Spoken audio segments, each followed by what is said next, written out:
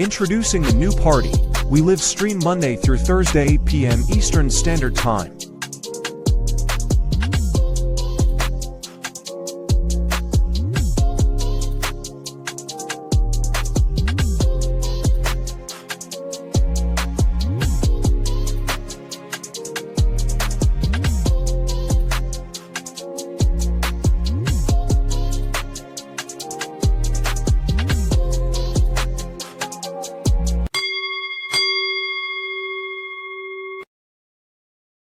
Element of this is super interesting. Olivia, currently living in Malibu, which means now she doesn't live in a city, which means now she's got to drive a car, is driving a car. She's driving a foreign car in Malibu, and her license plates, and I'm not giving you the end of a license plates, but her real true license plates are, and I can show you here, RFK 66 blank blank.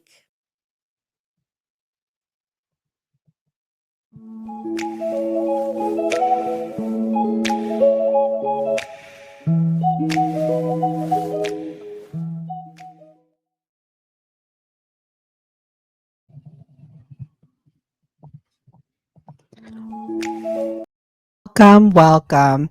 I'm your girl, Nora Christine, and you are watching the New Party Weekend Edition with Nora Christine Live.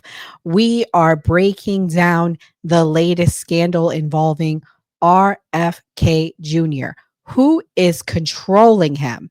Candace Owens dropped a bombshell this week. As you guys may or may not know, she is currently 9 months pregnant. She looks amazing. You would never even know she was 9 months pregnant. But right now, she revealed to us on her last episode that she's alleging that there are people controlling RFK Jr. Okay. And we are going to break this down today on who these people are. Now, allegedly, from what she revealed to us, there are some reporters that were trying to write a hit piece on her.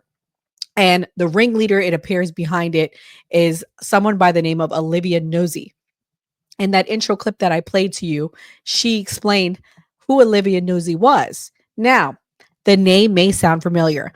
Let me play this clip and then I'll give you guys some more details behind it because I've done my own investigation outside of her. Let's play this clip about Olivia Nosey. Hines has appeared to ditch her wedding ring after news broke of her husband, Robert F. Kennedy Jr.'s alleged personal relationship with New York Magazine reporter Olivia Nosey. The actress was spotted in Milan over the weekend, where her prominent silver wedding band appeared to be traded in for a different accessory. The Curb Your Enthusiasm star also celebrated her 59th birthday on September 21st in Italy without her husband, who was in Las Vegas campaigning for former President Donald Trump. Her daughter, Catherine, whom she shares with ex-husband Paul Young, was present at the celebrations, as was her stepdaughter, Keira Kennedy. Photos from the night were posted on Instagram. On Thursday, September 19th, New York Magazine addressed the alleged relationship between their prominent political reporter and the former 2024 independent presidential candidate, as they noted she was placed on leave while a third party investigates. Recently, our Washington correspondent, Olivia Nosey, acknowledged to the magazine's editors that she had engaged in a personal relationship with a former subject relevant to the 2024 campaign while she was reporting on the campaign, a violation of the magazine's standards around conflicts of interest and disclosures. The magazine said in part, adding, "Had the magazine been aware of this relationship, she would have not continued to cover the presidential campaign. An internal review of her published work has found no inaccuracies nor evidence of bias." Nosey, who was engaged to Politico reporter Brian Lizza until the news broke, told CNN in a statement that the relationship was never physical, but added that she should have disclosed it, saying, "Earlier this year, the nature of some communication between myself and a former reporting subject turned personal. During that time, I did not directly report on the subject nor use them as a source. The relationship was never physical, but should have been disclosed to prevent the appearance of a conflict. I deeply regret not doing so immediately and apologize to those I've disappointed, especially my colleagues at New York." Meanwhile, an RFK spokesperson told NBC News, Mr. Kennedy only met Olivia Nosey once in his life for an interview she requested, which yielded a hit piece. However, a Daily Beast report from Saturday claimed that RFK Jr. had spoke about intimate photos he received from Nosey, and the gossip eventually made its way to Nosey's boss and New York Magazine, who confronted her. She reportedly first denied the relationship before coming clean.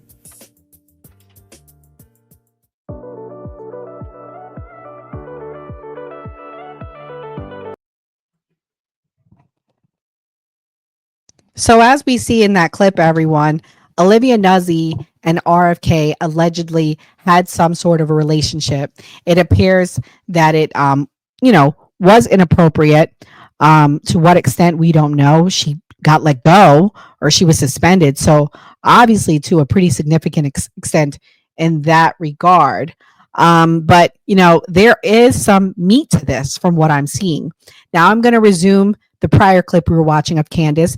And the first clip that I played for you, Olivia Nuzzi has been driving around with a car that says RFK and some numbers. Oof. Why would she be in a car with RFK if he ain't her man? I'm going to leave that for you to decide in your minds, the connection. But yeah, let's take a look.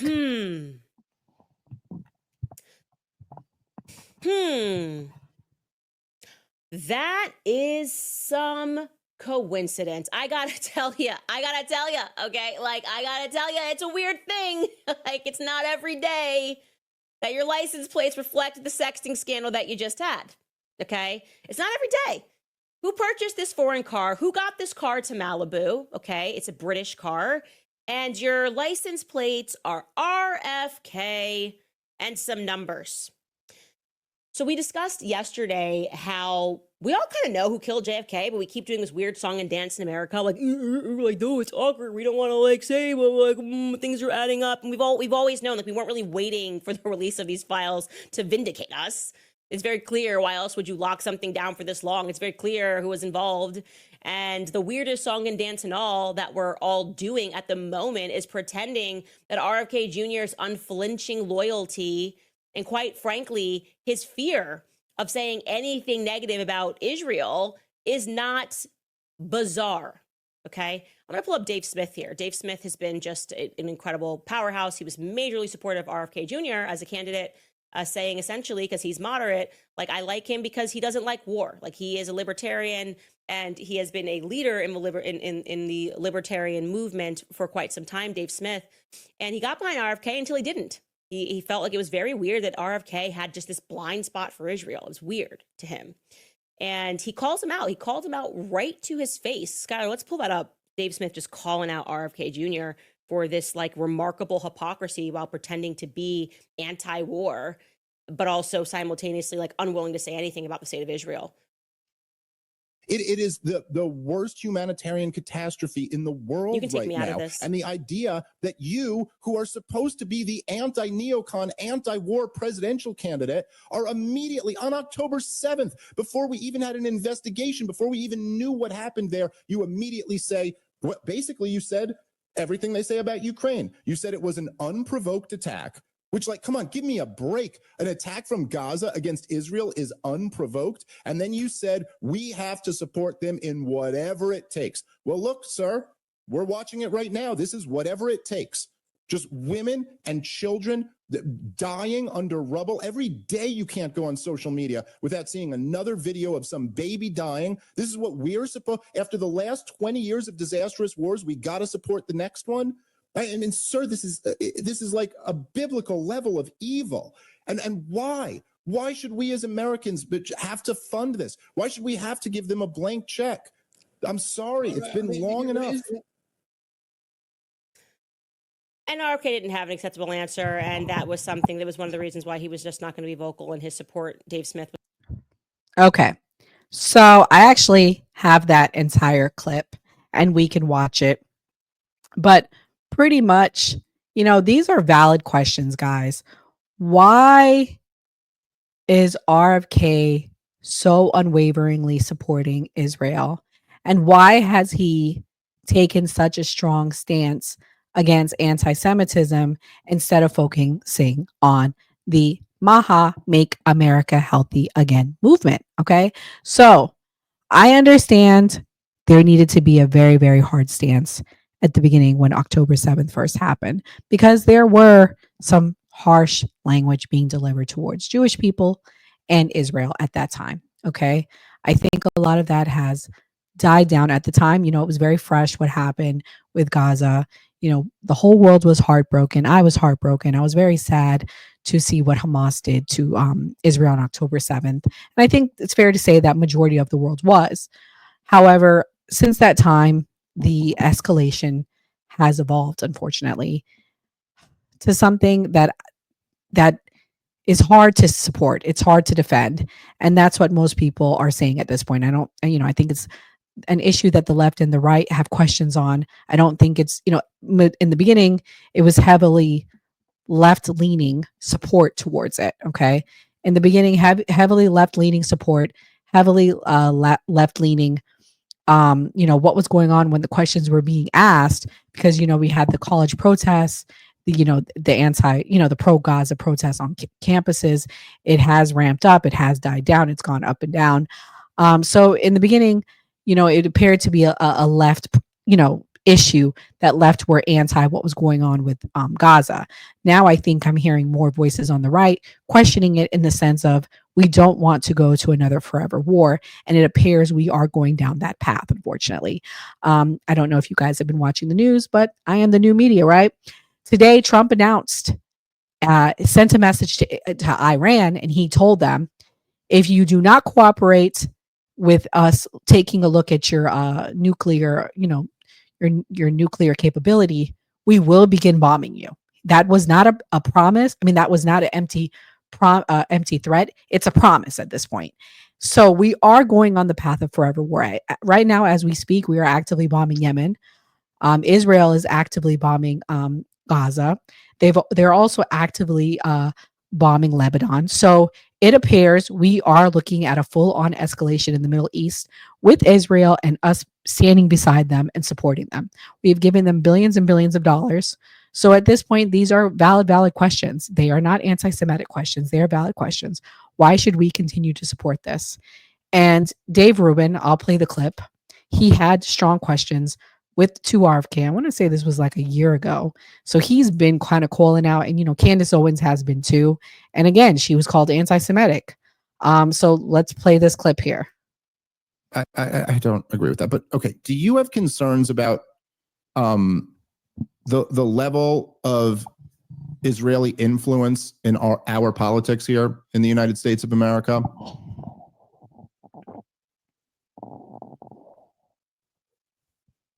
I don't know. I mean, I don't know.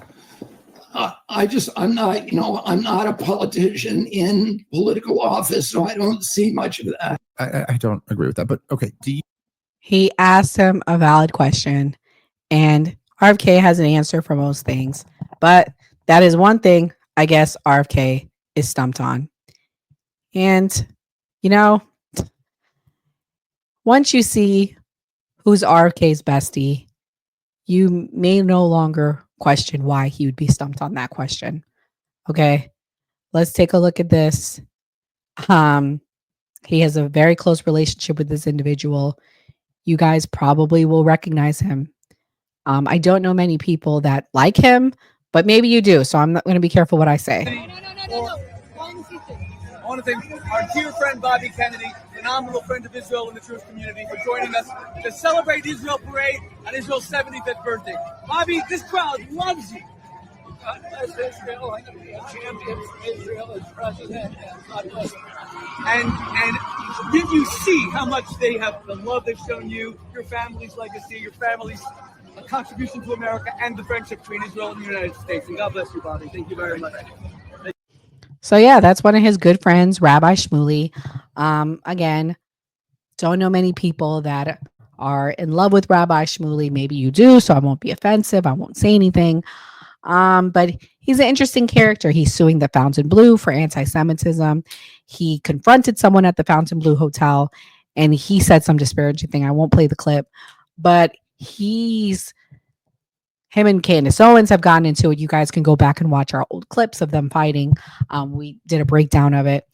He's an interesting character. He calls himself a proud Zionist. So I say all that to say many people are starting to question RFK. I've had my questions on RFK and his unwavering support for Israel. I know Israel is one of our closest friends and allies, so I can understand why, he would publicly say that. But it appears that he has shifted from his focus of Maha to anti-Semitism. he was not selected to be a civil rights champion. He was not selected to be a champion for Israeli rights. He was not selected to be a champion of Jewish rights. He was selected to take over the Make America Healthy Again campaign. He was selected to be the head of Department of Health. I have yet to hear what he's going to do for that. However, I will say he has put up a plan. So the question is, who is controlling him? Why is there an attack on him right now? And it might be, Roseanne Barr tweeted, it's crazy to say that he's being controlled by Israel. It's obvious that it's the pharmaceutical companies. And that might be true. And I'm going to tell y'all why I do agree with that. The pharmaceutical companies may very well be behind it. And I'm going to tell you why I agree. He has ramped up. He's made an announcement this week that he is going to push to get pharmaceutical ads banned. So that might be true. Also, there is a big push right now to have SNAP benefits not be able to purchase soda products because it's very unhealthy. So why would that be? So the thought behind it is soda is extremely unhealthy for you. It leads to, tooth decay. It leads to obesity. It leads to high blood pressure, many diabetes, many health issues. So why should we support those that are on SNAP benefits to become unhealthy? And then down the line, we'll have to pay for it when they end up on Medicaid and Medicare. So I understand the thought behind it. Okay. And I can only imagine how much of an impact that's going to be on the soda industry if people cannot buy it with their SNAP products. Now, the alternative to that is these people will still buy the soda anyways. So I don't know. I mean, those are the two big things that he has been pushing. Soda is big business. Pharmaceutical is humongous business. So I can understand why the focus is on him for that reason. Let's play this clip of what Alex Jones had to say on if he's being influenced by Israel. This is going on. There's this writer over here that, attacked Candace Owens and, Rabbi Shmuley, who is a demon. And I don't like the fact that Kennedy sits there and says nice things about him. It's ridiculous. So you do have to you admit that now. There. But Kennedy's always supported Israel. And me personally, I don't like the whole Palestinian thing and Iran and Hezbollah, and I also don't like the stuff Israel's doing. Israel clearly stood down on October 7th. You know me, I don't think that's the biggest problem in the world. I spent some of my time on it, but millions dead in Ukraine, Europe, the UK, and France openly sending troops now to fight Russia, and Putin saying it'll be a bloodbath. We're ready for total war. That's getting about 1% of the coverage of just this total Israel obsession. So from my perspective, I'm just so sick of being on air 30 years and people always being obsessed with Israel, the Christian Zionists that just worship it and think it can do no wrong, no matter who's in charge there. The other side that just thinks everything's run by Jews. I'm just freaking tired of it, okay? I got attacked by the Israel lobby. I got attacked by the Nazis. I just can't stand any of it. What I'm into is policy and real results. The fruits of the tree, as Christ said. I'm a Christian. And if you look at what RFK Jr. is doing, they killed the new COVID shot rollout. They just fired that guy at HHS that was trying to block stuff. They've already put the notice in that the thousands of chemicals that are in foods that have this grandfather clause that they can be poisonous, deadly, and addictive, and there's no testing or no rules, that's being taken out. And they're all starting to pull the garbage out, the poison dyes, all of it. They're going after aspartame. They're going after all the GMO stuff. I mean, this is a real revolution. RFK Jr. has been doing this for decade after decade after decade and targeting real environmental crises, cleaning up toxic waste spills, stuff that actually matters. So I'm going to say this right now. Kennedys are famous for their zest. I got my own zest, and I've never been somebody that sits there and lies and says that I haven't, enjoyed some females in my time, though I'm married and all the rest of it, and I'm a good guy. Currently, the point is that King David had his best friend killed because he was lusting after his wife. Okay, so he's pretty much saying that he thinks it's BS. Rabbi Shmuley, he says Rabbi Shmuley is not a good person, which I personally agree with. I don't think he's good. I think he's a degenerate. But that's not because he's Jewish. I just don't think he's a good person. I think he's a degenerate human being. He does degenerate things. He supports degenerate causes. And I'll leave it at that. But pretty much he's saying that it's BS. He doesn't agree with it. And I kind of see their points, guys. I'm gonna tell you why I see their points, why I see Alex Jones' point. I do think the pharmaceutical industry is after RFK. I do believe that, guys. I really do. I think there are arguments on both sides. Clearly, he strongly supports Israel, yes. And Israel has a lot of control over our government. We will acknowledge that. However, in this case, I think there's something bigger at play. I think it has to do with the environmental industry. I think it has to do with the pharmaceutical industry. I think it has to do with the food industry. Oh, another thing he's doing is he's taking out chemicals out of foods. So again, think about it. If something costs $5 to make and their profit's going to be $5, and now they're going to have to remove a chemical and it reduces their profit because now they're spending more, they're going to be mad because they can pass off the cost to the consumer, but they can only pass off so much. So understandably so, they're mad at RFK. I mean, I would love to know what you guys think, when you rewatch this. Is someone controlling RFK? That's the question, guys. Is someone controlling him? I just don't see the argument for how this has to do with Israel, though. I truly believe it has to do with something more. I think that the big food CEOs are after him. I think the pharmaceutical CEOs are after him. I just believe that there's something more at play here, guys. I really do. I really think there's something more at play. And, I tried to watch it. I tried to understand it. I didn't see the connection. Okay. So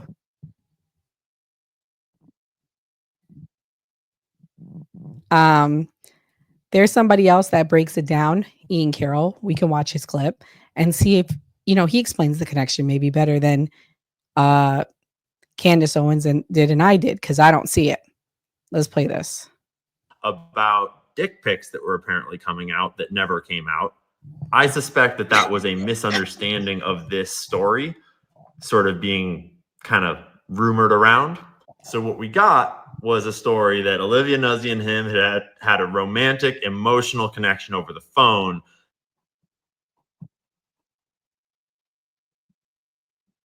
That had caused her, it was inappropriate, and he apologized. And so she left the campaign sort of, and then went and got real cozy with House and Habit, who had a lot of details, who was rad. I don't know what happened there, but I know that what a very trusted person on my end told me that they heard at that event was that it was not just that. It was recordings of video sex. There's also a lot of swirling rumors of other people that he's been having sex with that are very heartbreaking and inappropriate.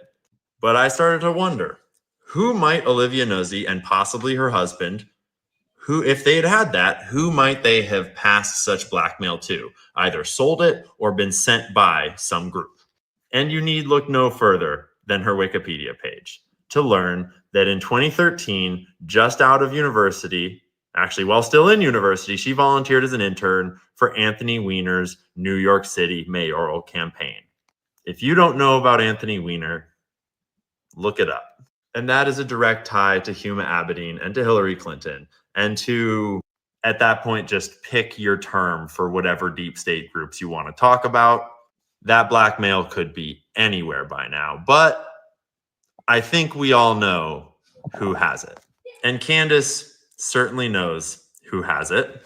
That we're all doing at the moment is pretending that RFK Jr.'s unflinching loyalty and, quite frankly, his fear of saying anything negative about Israel. I pull up Dave Smith here. The worst humanitarian catastrophe in the world You can take right me out now. of this. And the idea that you, who are supposed to be the anti-neocon, anti-war presidential candidate, are immediately on October 7th, before we even had an investigation, before we even knew what happened there, you immediately say, what basically you said everything they say about Ukraine. You said it was an unprovoked attack.